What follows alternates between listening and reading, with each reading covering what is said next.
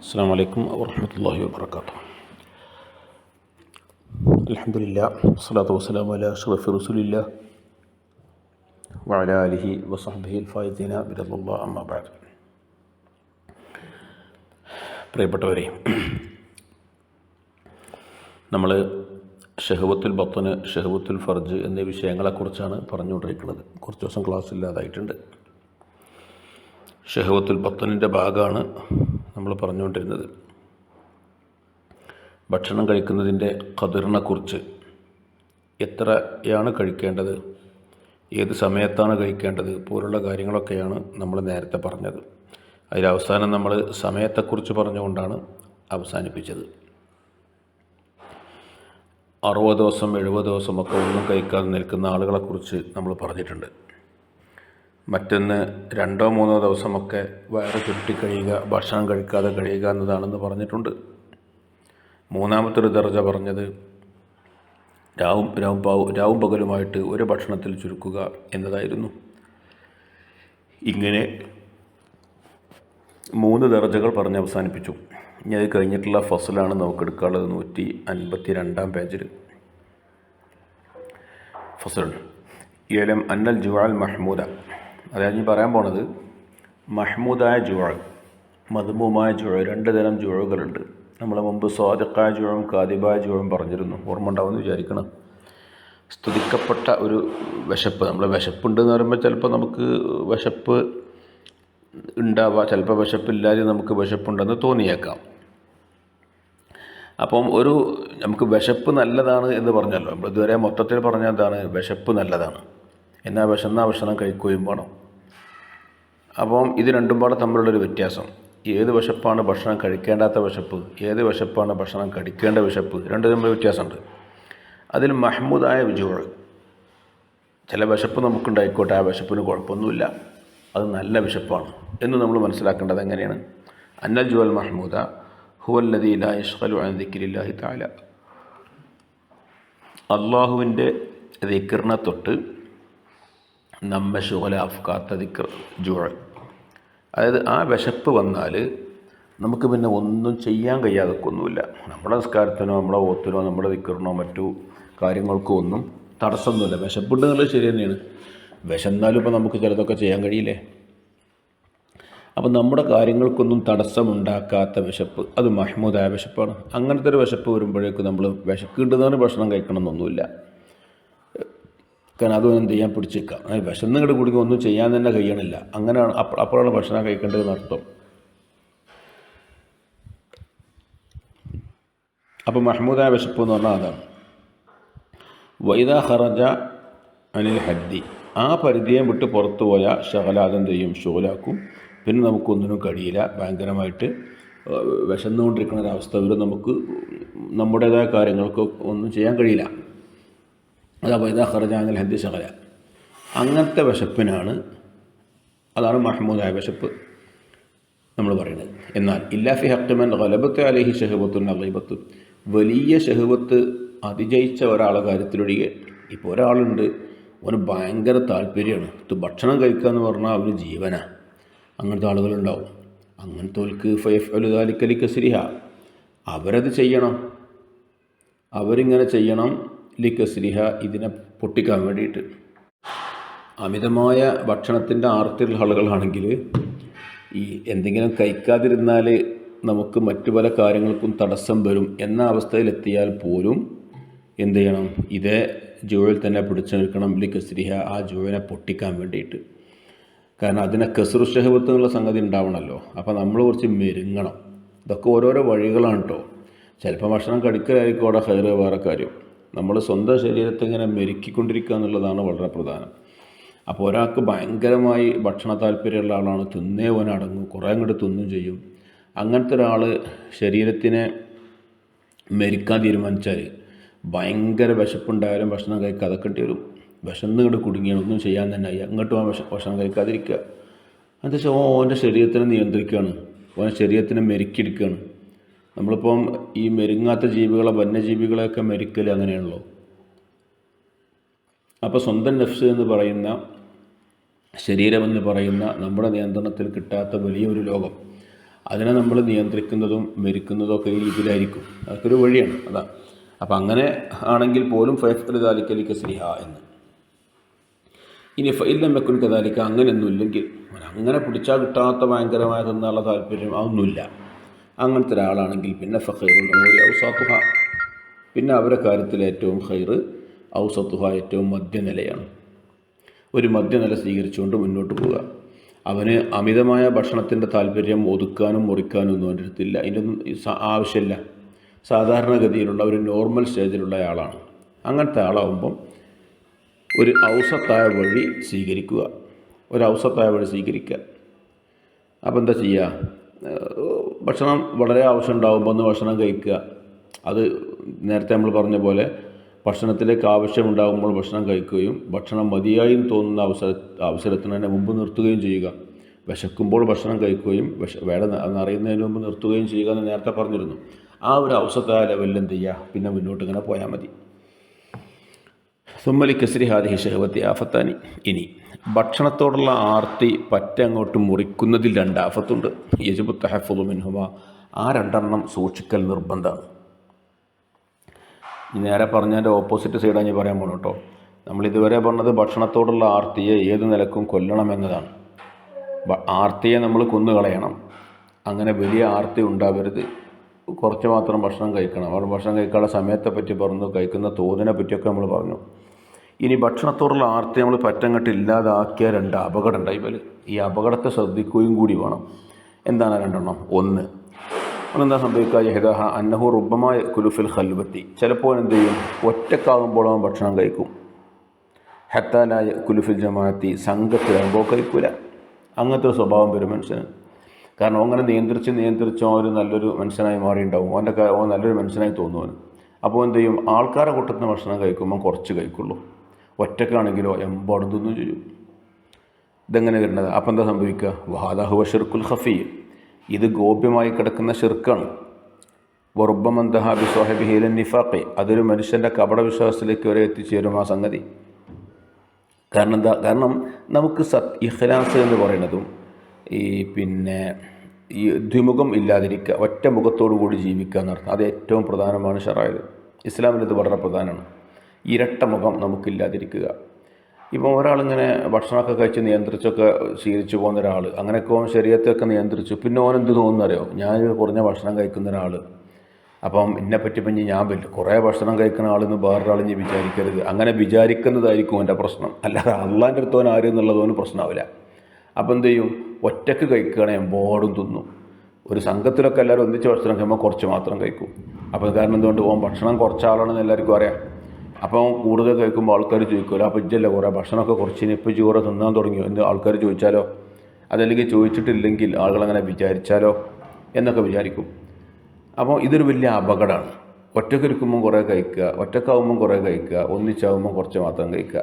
ഇത് ഭക്ഷണം നിയന്ത്രിക്കലിലൂടെ ഉണ്ടായിത്തീരുന്ന ഒരു അപകടമാണ്. ഈ അപകടത്തെ കരുതണം. തസവുഫ് പറയുന്ന രീതി നമ്മൾ നോക്കണം. ഇപ്പം നമുക്കിവിടെ ഒരിക്കലും ഇരട്ട മുഖമായിട്ട് ജീവിക്കുന്ന രീതിയില്ല എന്നർത്ഥം. ആത്മാർത്ഥത ഉണ്ടായിരിക്കണം. ആരുടെ മുമ്പിലും ഒരുപോലെ നിൽക്കണം. ഇതാണ് ഒരാഫത്ത്. 2ാമത്തെ ആഫത്ത് എന്താ? വല്ലാഫത്ത് സാനിയ അയ്യുഹിബ്ബ. അവൻ ഇഷ്ടപ്പെടും. അയ്യുറഫ ബി ഖില്ലത്തിൽ അക്ലി വൽഇഫത്തി. അവൻ തീറ്റ കുറവാണ് എന്നതുകൊണ്ട് അറിയപ്പെടാൻ ആഗ്രഹിക്കും. ഇഫത്തെന്നാൽ തെറ്റിൽ നിന്ന് വിട്ടു നിൽക്കുക. ഇഫത്തെന്നാൽ ചാരിത്രശുദ്ധിയുമായിട്ട് ബന്ധപ്പെട്ടതാണ്. നമുക്ക് അടുത്ത അധ്യായത്തിൽ പറയാനുള്ള വിഷയമാണ്. അപ്പോൾ അവൻ എന്ത് ചെയ്യും?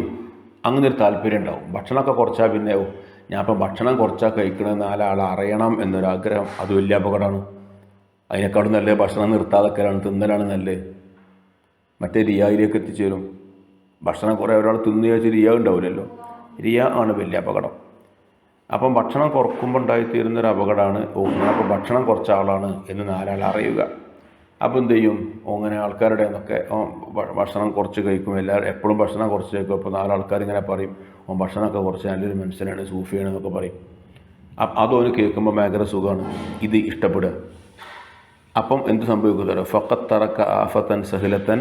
അപ്പോൾ അവൻ ചെറിയ ആഫത്തിനെ ഒഴിവാക്കി വർത്തകബ അംറൻ ഫൗഖദാലിക്ക. അതിനേക്കാളും വലിയ കാര്യത്തിലേക്ക് ചെന്ന് കയറി. അതേതാ വലുത്? വഹുവൽ ജാഹു വശുഹ്റത്തു. അത് പ്രസിദ്ധിയും പിന്നെ സ്ഥാനവുമാണ്. ജനങ്ങൾക്കിടയിലുള്ള സ്ഥാനം, പ്രസിദ്ധി, അത് ഏറ്റവും വലിയ അപകടമാണ്. ജാഹും ഷുഹറത്തും. നമുക്ക് മറ്റൊരു ബാബ് തന്നെ ജാഹിനെക്കുറിച്ച് ഇതിൽ വരാണ്ടാവും ഹിയൽ. അപ്പോൾ ആളുകൾക്കിടയിൽ വലിയ പ്രസിദ്ധി ഉണ്ടാവുക, സ്ഥാനം ഉണ്ടാവുക, അതായിരിക്കും അതിലൂടെ വരിക. അതിനേക്കാളും നല്ലത് കുറേ തിന്നലാണ്. എന്നാൽ പിന്നെ ആൾക്കാരെന്താ പറയുള്ളൂ, ഓരോ വെറും തിന്നണ ആൾ, അങ്ങനെ കുറ്റം പറഞ്ഞോട്ട് ആളുകൾ കുറ്റം പറയാന്നുള്ളതാണ് ഒരു മനുഷ്യൻ്റെ യോഗ്യത എന്നാണ് തസൂഫിലൂടെ നമ്മൾ ജീവിക്കുമ്പോൾ നമുക്ക് മനസ്സിലാക്കാൻ പറ്റുന്ന കാര്യം. ആൾക്കാർ നല്ലത് പറയാന്നുള്ളതല്ല, ആൾക്കാർ കുറ്റം പറയാന്നുള്ളതാണ് ഒരു മനുഷ്യൻ്റെ ഏറ്റവും നല്ല യോഗ്യത. അവിടെയാണ് ഒരു മനുഷ്യൻ്റെ ഒരു ഈമാനൊക്കെ പൂർണ്ണമാകുമെന്ന് നമുക്ക് ഒരർത്ഥത്തിൽ മനസ്സിലാവും. അപ്പോൾ അല്ലാതെ ആൾക്കാരുടെ ഇപ്പോൾ ഭക്ഷണമൊക്കെ നിയന്ത്രിച്ച് നല്ലൊരാളായി മാറിയ ആൾക്കാർ എന്ത് ചെയ്യുവാനെ പറ്റി, ഭക്ഷണമൊക്കെ കുറച്ചാൾ നല്ല ആൾ, അങ്ങനത്തെ ഒരു പ്രസിദ്ധി, ആ പ്രസിദ്ധിയെ ഇഷ്ടപ്പെടുന്ന അവസ്ഥ വരിക.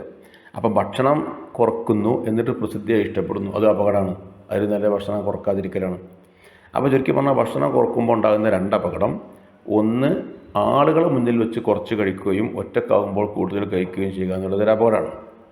മറ്റൊന്ന്, ഞാൻ ഭക്ഷണം കുറച്ച ആളാണ് നാലാൾക്കാർ അറിയാൻ ആഗ്രഹിക്കുക എന്നുള്ളതാണ്. ഇത് രണ്ടും വലിയ അപകടം.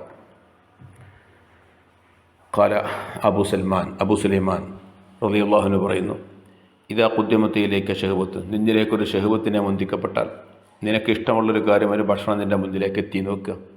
വഖദ് കുന്ത താരിക്കഹ, നീ അതൊക്കെ ഒഴിവാക്കിയ ആളാണ്. എല്ലാ ഷഹവത്തും ഒഴിവാക്കിയ ഒരാളാണ്. എൻ്റെ മുമ്പിൽ എനിക്ക് ഭയങ്കര ഇഷ്ടമുള്ളൊരു ഭക്ഷണം എത്തി. എങ്കിൽ ഫാസിബ് മിൻഹ ഷയ്യസീറൻ, കുറച്ച് ഉപയോഗിച്ചാളാ. നോക്കൂ, ഇങ്ങനെയൊക്കെ സൂഫിയാക്കൾ പറയാം, കുറച്ച് ഉപയോഗിച്ചാളാ. വലാ തുഅത്തി നഫ്സക മുനാഹ, അതിൻ്റെ അറ്റത്തെ നഫ്സിന് കൊടുക്കണ്ട, നിൻ്റെ സ്വന്തം നഫ്സിന് അതിൻ്റെ പരമാവധിയായി കൊടുക്കണ്ട. നിനക്ക് വളരെ താല്പര്യമുള്ളൊരു ഭക്ഷണമാണ്, നീ ഭക്ഷണമൊക്കെ നിയന്ത്രിച്ച ആളാണ്, പക്ഷെ നിൻ്റെ മുന്നിലേക്ക് എത്തിക്കഴിഞ്ഞാൽ കുറച്ച് കഴിച്ചാളാ. എൻ്റെ ഷഹവത്തിൻ്റെ അറ്റം വരെ അങ്ങോട്ട് തീർക്കണ്ട. എന്നാൽ എന്താ സംഭവിക്കുക വെച്ചാൽ, ഫതകൂനു ഖദ് അസ്ഖത്ത അൻ നഫ്സിക ഷഹവത, നിൻ്റെ നഫ്സിനെ തൊട്ട് നിൻ്റെ ഷഹവത്തിനെ നീ ഒഴിവാക്കിയവനാകും. എന്നാൽ വഖദ് നഖസ്ത അലാ നഫ്സിക, നിൻ്റെ നഫ്സിൻ്റെ മേലെ ചുരുക്കുകയും ചെയ്തിരിക്കുന്നു. ആ നഫ്സിൻ്റെ ഒരു താല്പര്യം ഉണ്ടാവും, ആ താല്പര്യത്തിന് നീ എന്ത് ചെയ്തു, ഒന്ന് നല്ലോണം താല്പര്യമുണ്ട്, അവന്ന് കുറച്ച് കൊടുത്തു. ഷഹവത്തിനെ നീ നിർവഹിച്ചു കൊടുത്തു, എന്നാലോ അതിൻ്റെ അറ്റത്തെ നീ എത്തിച്ചിട്ടുമില്ല. ഇതിലം തൊഴുത്തിഹാമിൻ ഷഹവത്തിഹാ തതഹന്നാ ബിഹി, ആ നഫ്സ് ഇഷ്ടപ്പെടുന്ന ആനന്ദിക്കുന്ന അവസ്ഥയിലേക്ക് നീ ഇതിനെ എത്തിച്ചിട്ടില്ല. നീ ഒന്നായിട്ട് തിന്നിട്ടില്ല, കുറച്ച് മാത്രം നീ അനുഭവിച്ചു. അപ്പം നീ എന്ത് ചെയ്തു, ആ ഒരു നഫ്സിൻ്റെ വലിയ അമിതമായ താല്പര്യത്തിന് കുറച്ച് നിന്നെടുത്തു, പക്ഷേ എന്നാൽ അതിൻ്റെ താല്പര്യത്തിൻ്റെ മാക്സിമത്തിലേക്ക് നീ എത്തിച്ചതുമില്ല. അങ്ങനെ ചെയ്ത ആളാണ്. ഇതൊരു വഴിയാണ്. അപ്പോൾ ഫദാലിക യകൂനു ഇസ്ഖാത്തുൽ ഷഹവത്തി, അതും ഷഹവത്തിന് ഒഴിവാക്കൽ തന്നെയാണ്. വൈസ്യാനൽ നഫ്സി, നഫ്സിനെതിരെ ചെയ്യലാണ്. അതും നഫ്സിനെതിരെ ചെയ്യുക എന്നുള്ള പരിധിയിൽ അത്തരം കാര്യങ്ങളും പെടും. അപ്പോൾ നമ്മളെന്ത് ചെയ്യുന്നു, പിന്നെ പറ്റങ്ങോട്ട് ഒഴിവാക്കല്ല, നമ്മളൊക്കെ ഒഴിവാക്കിയ ആൾ തന്നെയാണ്. നമുക്ക് താല്പര്യം ആരും ഉണ്ടാവും, ശരീരത്തിന് അങ്ങനെ വിഷയമുണ്ട്.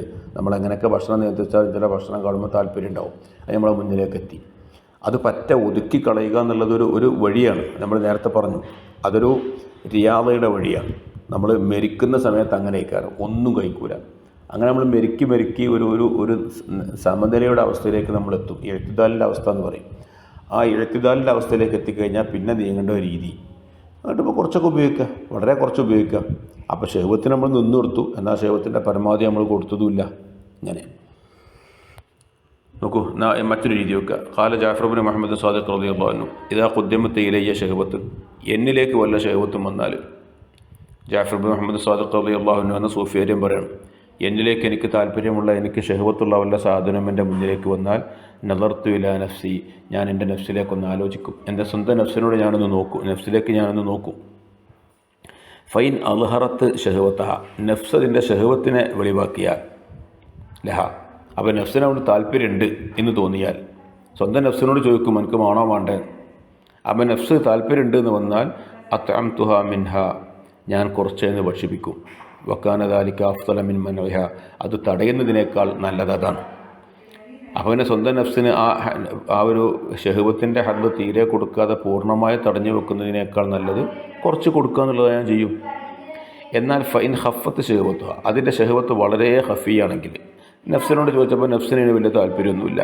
വാൽഹറത്തുൽ അറുളാൻഹ, അതിനെ തൊട്ട് തിരിഞ്ഞു കളയലിനെ വെളിവാക്കി, അതിന് ശ്രദ്ധക്കുറവിനെയാണ് വെളിവാക്കുന്നത്. നഫ്സിനേക്ക് വല്ലാതെ ശ്രദ്ധിക്കുന്നൊന്നുമില്ല. എന്നാൽ പിന്നെ ആഖബത്തുഹ ബിത്തർക്കി, അത് ഒഴിവാക്കിക്കൊണ്ട് ഞാൻ ശിക്ഷിക്കും, തീരെ വേണ്ടാന്ന് നോക്കും. വലം അനൽഹ മിൻഹ ഷൈൻ, ഒന്നും ഞാൻ കൊടുക്കൂല. ഇതാണ് എൻ്റെ ശൈലി എന്ന് ജാഫർ ഇബ്നു മുഹമ്മദ് സാദിഖ് റളിയല്ലാഹു അൻഹു പറയുന്നുണ്ട്. അപ്പം നഫ്സിന് ഒരു താല്പര്യമില്ല. അപ്പം അത്രത്തോളം നഫ്സ് എന്തായിട്ടുണ്ടാവും, മുഹദ്ദബായിട്ടുണ്ടാവും, കടഞ്ഞെടുക്കപ്പെട്ടിട്ടുണ്ടാവും ആ സമയത്ത്. അപ്പം പിന്നെ വെറുതെ കൊടുത്തായിട്ട് സ്വീപ്പുണ്ടാക്കും വേണ്ട, അതേമേ തീർക്കുക, വേണ്ട നോക്കുക. അതല്ല എന്തോ ഒരു താല്പര്യമുണ്ട്, കുറച്ച് കൊടുക്കുക, താല്പര്യം കുറച്ച് സംരക്ഷിക്കുക, അങ്ങനെയൊക്കെ. ഇത് ഏത് സ്റ്റേജിലാണെന്ന് മനസ്സിലാക്കണം. റിയാദ കഴിഞ്ഞിട്ടുള്ള സ്റ്റേജിനെ കുറിച്ചാണ് ഈ പറയുന്നത്. നമ്മൾ സ്വന്തം നഫ്സിനെ നമ്മൾ എന്ത് ചെയ്യണം, ഒതുക്കണം, നിയന്ത്രിച്ചുകൊണ്ട് പല ഷഹവത്തുകളും കൊടുക്കാതെ നിയന്ത്രിക്കുന്നൊരു ഘട്ടമുണ്ട്. നേരത്തെ കുറച്ചൊക്കെ പറഞ്ഞു വന്നിട്ടുണ്ട്. അത് ആ ഘട്ടം കഴിഞ്ഞാൽ പിന്നെ നമ്മൾ റിയാദ കഴിഞ്ഞ് പരിശീലനം നേടിയ സമയമായി. പിന്നെ അല്പമൊക്കെ കൊടുക്കാം, അവിടെ നിയന്ത്രണം ഉണ്ടാവും. അവിടെ നഫ്സിന് കിട്ടിയാലും ഇല്ലെങ്കിലും വലിയ അപകടമൊന്നും ഉണ്ടാവില്ല. റിയാദൻ്റെ നേരത്തെ അങ്ങനെയല്ല, കിട്ടാതിരുന്നാൽ ഭയങ്കര വിഷമമായിരിക്കും. ആ വിഷമം സഹിച്ചുകൊണ്ട് നഫ്സിനെ നിയന്ത്രിക്കുക എന്നുള്ളതാണ് ആ സമയത്ത് നടക്കുക. വഹാദ, ഇതാണ് ത്വരീഖ് ഫി ഉഖൂബത്തി നഫ്സി അലാ ഹാദിഹി ഷഹവ. ഈ ഷഹവത്തിനെ എൻ്റെ മേൽ ശിക്ഷിക്കാൻ വേണ്ടി ഉപയോഗിക്കേണ്ട, അതിനെ സ്വീകരിക്കേണ്ട ശൈലിയാണ്, വഴിയാണ് ഈ പറഞ്ഞതൊക്കെ. ഇങ്ങനെയൊക്കെ ആയിരിക്കണം നമ്മൾ ഭക്ഷണത്തിൻ്റെ കാര്യത്തിൽ ശരീരത്തിനെ നിയന്ത്രിക്കേണ്ടത്. ഇനി അവസാന ഒരു കാര്യം പറയാനുള്ളത്, വാലെന്ന് അറിയുക, അന്നമൻ തറക്ക ഷഹവത്വത്വമാണ്. ഒരാൾ ഭക്ഷണത്തോടുള്ള ഷഹവത്തിനെ ഒഴിവാക്കിയിട്ട് വഖഅഫി റിയാ, ഈ റിയായിൽ ചെന്ന് ചാടിയാൽ, കാന കമൻ ഹറബ മിനൽ അഖറബി വഫസഅ ഇലൽ ഹയ്യത്തി, അവൻ തേളിൽ നിന്ന് ഓടി പാമ്പിൻ്റെ മുമ്പിലേക്ക് ഓടി അവനെ പോലെയാവും. അത് വലിയ അപകടം പിടിച്ച കാര്യം. ഈ റിയാ എന്നുള്ളതാണ് ഏറ്റവും വലിയ പ്രശ്നം. ഭക്ഷണത്തിൻ്റെ ഷഹവത്താണ് അവിടെ കിടന്നോട്ടേക്കാം, നേരത്തെ സൂചിപ്പിച്ചു അത്. അപ്പോൾ ഒരാൾക്ക് ഭക്ഷണത്തോട് ഭയങ്കര ഷഹവത്തുണ്ട്, ആ ഷഹവത്തിനൊരാൾ നിയന്ത്രിച്ചോക്കെ നല്ല കാര്യം. പക്ഷേ അതിലൂടെ എത്തിച്ചേരുന്നത് റിയായിലേക്കായാലോ? അപ്പോൾ പിന്നെ ഓൻ എന്താ ആഗ്രഹിക്കുകയാണ്? റിയാ എന്ന് പറയുമ്പോൾ, ഞാൻ ഭക്ഷണം കുറച്ച് ആളാണ്, കുറച്ച് ഭക്ഷണം കഴിക്കുള്ളൂ, 4 ആൾക്കാർ അറിയട്ടെ. അപ്പോൾ ആൾക്കാരുടെ ഒരു പ്രസിദ്ധി വരും, എന്ത്, അവൻ കുറച്ച് മാത്രമേ ഭക്ഷണം കഴിക്കുള്ളൂ, എത്ര താല്പര്യമുള്ള ഭക്ഷണം കിട്ടിയാലും കുറച്ച് മാത്രം കഴിക്കുള്ളൂ, ഭയങ്കരമായി നഫ്സിനെ നിയന്ത്രിക്കുന്ന ആളാണ്. ഇങ്ങനെയൊക്കെ മനുഷ്യന്മാരുടെ റിയാവ് വരും, ആൾക്കാരുടെ പറഞ്ഞിങ്ങനെ പ്രസിദ്ധി ഉണ്ടാക്കുക. അപ്പം മനുഷ്യന്മാരുടെ എന്തുണ്ടാവും, റിയാവ് വരും. അപ്പോൾ റിയാവിന് വേണ്ടി ചിലപ്പോൾ തിന്നാതാവും. അപ്പോൾ ചിലപ്പോൾ തിന്നാൻ താല്പര്യം ഉണ്ടെങ്കിൽ എന്നെ തിന്നൂല. കാരണം എന്തുകൊണ്ട്, ഞാൻ പിന്നെ കുറേ തിന്നുന്ന ആളാണെന്ന് 4 ആൾക്കാർ അറിഞ്ഞാൽ പ്രശ്നമാണല്ലോ. ഈ റിയാവ് വരും. അപ്പം ഭക്ഷണത്തിൻ്റെ ഷഹവത്തിനെ ഒഴിവാക്കിയിട്ട് റിയാവിൻ്റെ കുണ്ടിൽ പോയി ചാടിയാൽ ഏതുപോലെയാണ്, തേളിൻ്റെ അടുത്തുനിന്ന് തേളിനെ പേടിച്ചിട്ട് മണ്ടിയിട്ട് ഓടിയിട്ട് പാമ്പിൻ്റെ മുമ്പിൽ ചെന്ന് ചാടിയ മാതിരിയാവും. തേളിൻ്റെ വിഷം മറ്റു ദിവസം കൊണ്ട് കഴിയും. തേളൊരു ദിവസം കടിച്ചു കഴിഞ്ഞാൽ പിറ്റേന്ന് ആ 24 മണിക്കൂർ കഴിയുമ്പോൾ എന്തെങ്കിലും തേളിൻ്റെ വിഷം പോവും. എന്നാൽ പാമ്പിൻ്റെ വിഷമായാലോ? അപ്പോൾ തേളിനെ പേടിച്ചിട്ട് പാമ്പിൻ്റെ അടുത്തേക്ക് ചെന്ന് ചാടണ്ട. റിയാവ് പാമ്പാണ്, ഷഹവത്ത് തഴമ്പ് തേളാണ്. തേളിൽ നിന്ന് വിട്ടുക്കണം, പക്ഷേ പാമ്പിൻ്റെ അടുത്തേക്ക് പോകരുത് എന്നർത്ഥം. ഇങ്ങനെ ഭക്ഷണത്തിൻ്റെ കാര്യത്തിൽ ഈ നിയന്ത്രണവും കൂടി നമുക്ക് ബോധ്യമുണ്ടായിരിക്കണം. ഇന്നത്തെ അവസാനിപ്പിക്കുന്നു. അസ്സലാമു അലൈക്കും വറഹ്മത്തുള്ളാഹി.